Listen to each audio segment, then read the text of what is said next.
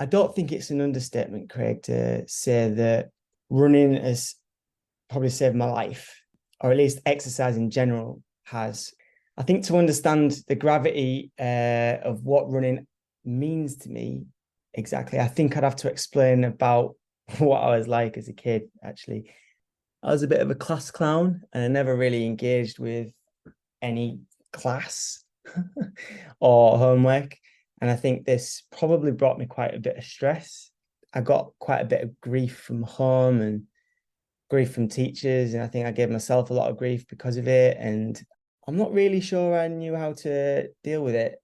And if you were to ask me why I found life difficult, I'm still a little bit unsure as to why I did. One thing I have been able to work out, though, is that I dealt with it by playing video games. And I did that for years, all the way up to the age of 18. I'm not really sure I did any homework at all. I can never really remember doing much, maybe the absolute bare minimum.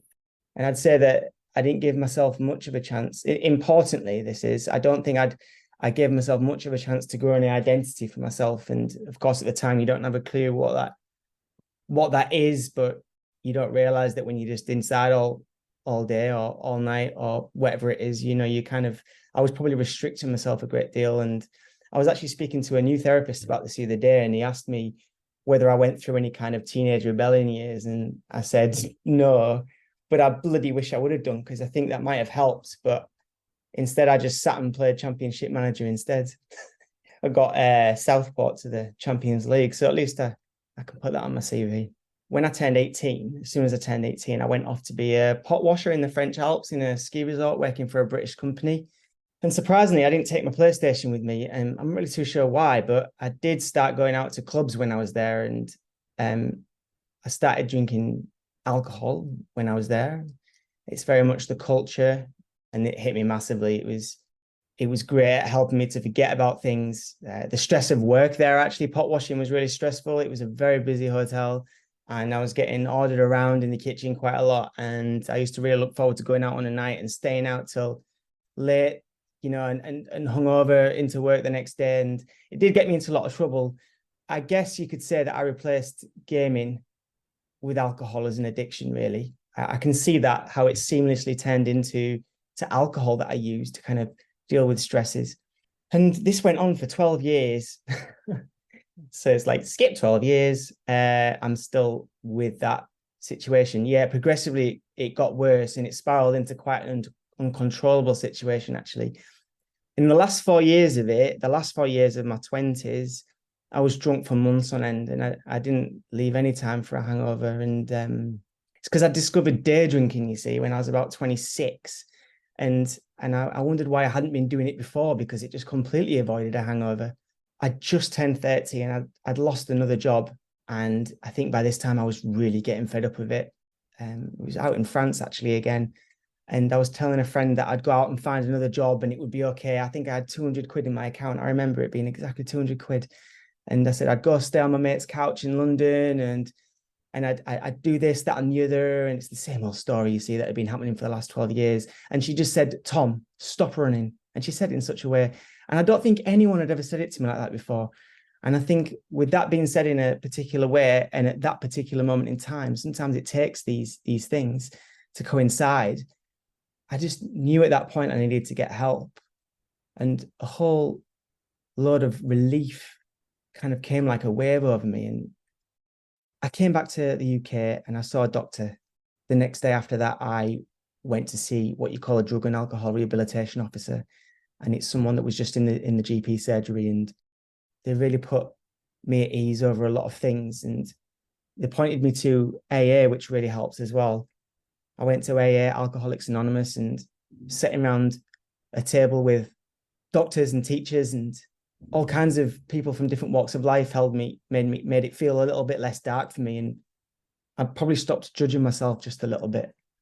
And I realized after a couple of months that I was probably ready to try and go and find a job, or at least try. So I realized that I needed to leave the environment that I was in. So I went and left the business of England, and I took a job in a town called Akureyri in Iceland.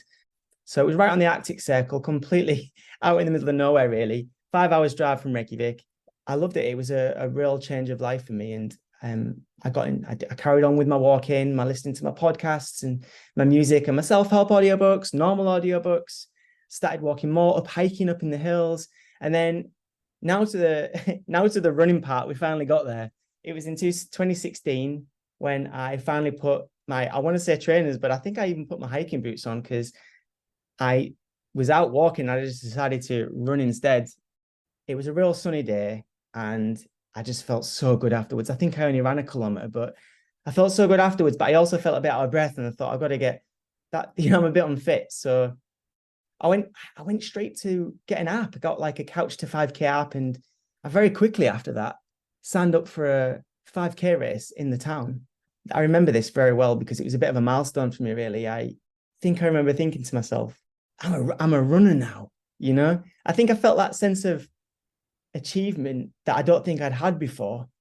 And I think I must have thought, well, this is better than being trolleyed in a heap on the floor in my bedroom at midday. And I did it. So the 5K approached and I did it and I loved it. And that's still my most important medal that I've got, I think. The buzz I got from it was incredible. It feels I'd done running before that, obviously the training for it, but to do it with other people running side by side and to hear the shoes hitting the floor and just to have that kind of slightly competitive element to it, I wanted to get a good time. I tried my best. And also just to have, it was only a small amount of people there, but there was a bit of a crowd there to welcome us in and to send us off as well, which was just great. I carried on running after that, but it wasn't until a couple of years later where I did the half marathon there. And it wasn't until 2021 until I started to take it running a little bit more seriously. And I signed up to the Vienna Marathon. That was the year I actually was consumed entirely by that bug.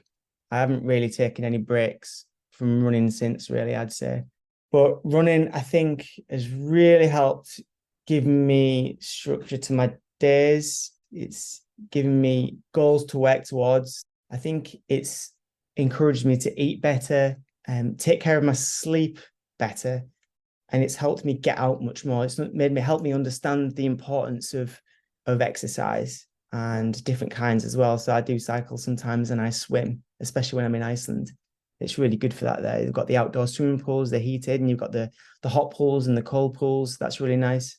I've lost a lot of fat as well, which has really helped my self-esteem. I've lost about 12 kilos in the last, I don't know how many years, maybe about 4 or 5 years. I think a lot of the things that I've learned that helps me with my running are skills that are interchangeable to life, really. And that's really helped me be a lot more at peace in my sobriety, because there's one thing to be sober, but it's a completely different thing to be sober and at peace. And whilst I'm still a work in progress, like all of us are, and we always probably will be, but in terms of finding peace with my history, with my addiction and having to deal with all the adversity, I think running's been a massive tool for me in helping relieve the tension that's come with that. And like I said, to encourage me to just take a better care of myself, which of course is important.